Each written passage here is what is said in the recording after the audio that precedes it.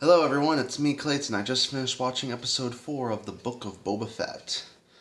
Now, after the third episode ended up being kind of a mixed episode when it came to some people's reactions of it, this one is another flashback heavy episode, much like episode 2.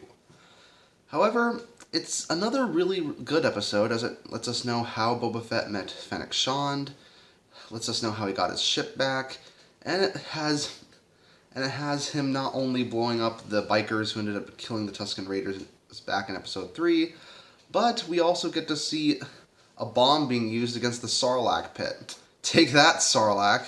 But let's get to the story, shall we? The story is Boba Fett meets Fennec Shand while he's traveling in the desert on his bantha. He takes the unconscious Shand over to a modification bay where she's given cybernetic enhancements.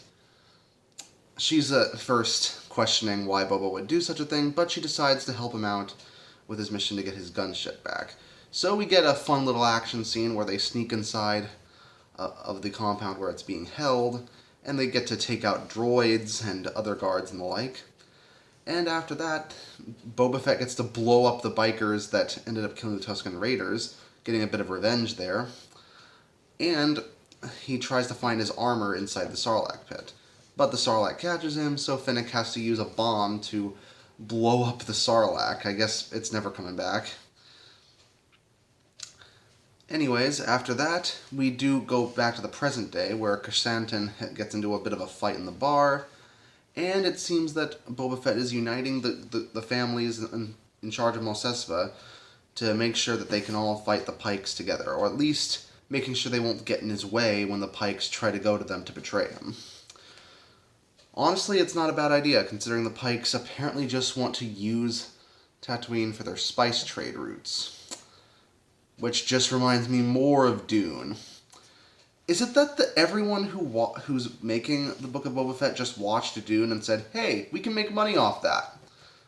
I have no idea, but I think it's a decent enough plot for Boba to get involved in, especially if he gets to beat up a bunch of Pykes by the time the end of the series comes. But yeah, I like seeing how Krrsantan in this, seeing him. Remember when Boba Fett spared Krrsantan?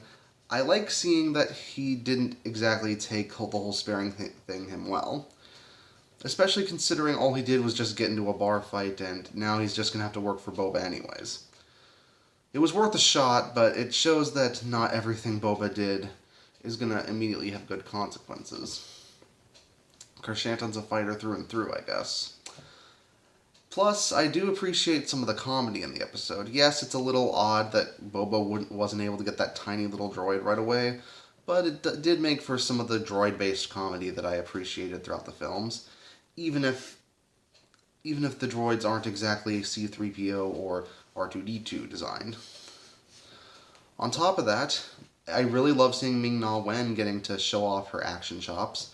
She's the original voice of Mulan, so it's great to see her deliver some great hand-to-hand fighting skills, as well as just using a blaster. Plus, it makes sense for why she'd want to help out Boba Fett at this point, especially considering that he saved her life. So, yeah, I think it's another strong episode, and after some parts of episode 3 that might have been a little too silly for some people, I think this one should bring them back into having the series be, on the up and up. So yeah, I'm interested in what's happening next week. What are the Pykes gonna do for their first move? See you next time.